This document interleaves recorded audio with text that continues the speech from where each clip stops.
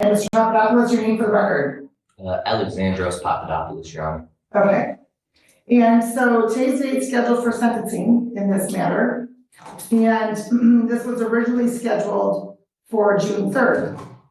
However, I was out for a death in the family, and I'm going to address that date before we go into anything else. So Ms. Shine, who had conducted the pre-sentence interview with Mr. Papadopoulos, had notified your client on May 30th that the June 3rd date was going to be adjourned. Is that correct so far, sir? Yes, Your Honor. And at that point, in the phone call, your client apparently didn't like that. He was upset with that. And he became extremely angry when it wasn't being changed back to June 3rd. Is that also accurate at this point, sir? Yes, Your Honor. So then, Mr. Papadopoulos continued indicating that he wanted a new probation officer. And when he was informed he wasn't on probation yet, Mr. Papadopoulos responded to my probation officer with, "What are you, a stupid fucking bitch? Who is this P.O. Shine then?" Is that also accurate? Yes, Your Honor. So then Ms. Shine explained to your client that she was doing the pre-sentence interview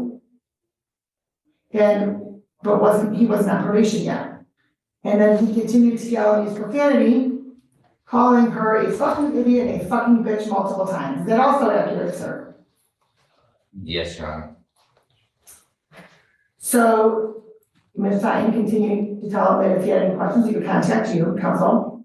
And then your client indicated, "You'll hear from my attorney, you fucking bitch," at which point she ended the phone call. Is that also accurate? Yes, Your Honor. Okay. Let me be very, very clear, sir. You do not get to speak to my staff that way. At all. I don't know who you think you are, sir. But I am the only judge in this court. And when I have an emergency, such as a death in my family, you do not get to demand when your case is going to be heard. And you are given a courtesy notice. She called you in advance,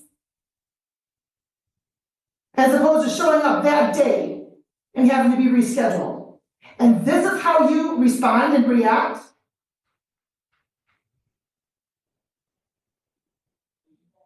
100% not okay. At all. Which tells me that you have some very, very deeply rooted anger issues, sir. Deeply rooted anger issues. And you do not know how to react or act in an appropriate manner when something doesn't go your way. I just wanted to make a record and start with that, counsel, because your client's behavior was abhorrent with my probation officer and will not be tolerated. I want you to be very, very clear on that, sir. So if this court adopts the recommendation, and if I place you on probation, and if you talk to my probation officer or any other staff member that way, you will be held in contempt, sir, and that will be a probation violation. Are we clear? Yes, Your Honor. I'm not here to make any excuses for my actions. This whole process stresses me out, kind of frustrates me, but at the end of the day, Mrs. Shine was just doing her job. I shouldn't have taken any kind of anger out on her in any kind of way. So for that, I apologize to Probation Officer Shine and the courts as well. Well, Ms. Shine was over in the probation department, so if you'd like to give her an apology in person, you certainly may do so. I'd be more than happy to, Your Honor.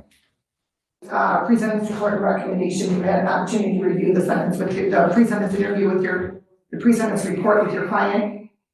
Yes, Your Honor. So we find it to be factually accurate, subject to the following exceptions. There's just 3 of them. Number one, he has a new workplace. And when did you begin that employment, sir? Just about 3 weeks ago. It's kind of in the same field, but it's just a lot more consistent work and hours, so it's a better opportunity for me. Okay. Yep, and the report mentions that he's residing alone in Wyandotte. He is now living in Detroit. First, before I begin, Your Honor, very sorry to hear about the issue within your family. Thank you. These things are real life. Yet, I think my client understands that, yes, we all have a job to do, but those always take precedence. So sorry about that, Your Honor. I appreciate that. Thank you. He's expressed tremendous regret and remorse with how he handled himself. He's not making any excuses, just explaining the process has been a lot for him, but he understands that everyone has a job to do and everyone's to be respected. And that being said, in terms of background, my client is 20 years old. He does not have a criminal record. He's not having children, as accurately stated in the PSR. And I think, in terms of the education, he graduated high school, and this process has been a lot on him, and he appreciates that it's probably been a lot on the complainant. And Mr. Papadopoulos wears his heart on his sleeve. He admittedly sometimes does not have a filter. He just says what's on his mind. And he realizes that through this situation, he can use this not to define him, but to move forward in his life and progress in his life, not just through the court system and when the court system is done, but with respect to future relationships. So for that reason, Your Honor, he did sign up for anger management on his own volition. He signed up with a certified domestic violence specialist. So I would just respectfully request that be part of his treatment moving forward. He's had a tether on the whole time. He hasn't had any violations with respect to the tether. So he's shown respect for that process. So he is excited about this current employment that he has. He's making $34 an hour. So it's something that he can continue to do and make a career out of. He has a tremendous skill set when it comes to construction and using his hands. So he looks forward to just continuing that. Okay, thank you. You indicated your client's currently participating in anger management counseling with a focus on domestic violence counseling, or what was that? Yeah, so he signed up, but when does that start? It was like a 4-hour class, so Okay. I've already completed it. Okay. Yeah, and who's that with? If you can just. Wait, so it was a 4-hour class and you're already done? Yes. So it didn't have a domestic violence component to it? I mean, it was primarily focused on like anger management / domestic violence. It's like kind of like a 4-hour all around class. Okay, and I can appreciate that, sir, but it's also, I will also indicate that based on the allegations in the report, and based upon your subsequent behavior, I think that 4 hours is not sufficient. Sir, you're making $34 an hour, correct? Yes, And so, and you like this job so far? yes, very much, Your Honor. Okay. So, and you have a supervisor or somebody, correct? Yes. Foreman? Yeah, for me. Okay. So if you were to go up to the foreman, put your hands around his neck, do you think you'd have a job? No, Your Honor. No. And I'm sure your foreman is going to speak to you in a way sometimes that you don't appreciate. Yes, Your Honor. And your foreman's going to tell you something, maybe he's going to critique your work and may not like some of what your work is, right? Absolutely, Your Honor. Right. So if you continue down your path of volatile reaction, you're going to find yourself without employment. Because that field, that circle of your employment field, right, may be large, but then it starts to get small because you don't know who knows who. And then with your behavior, your reputation preceding you in anything that you're doing, you're going to have a hard time finding work, sir. Understood, Your Honor. And you now have 1 domestic violence conviction on your record if you do not successfully complete probation or your 769.40 is revoked. Okay.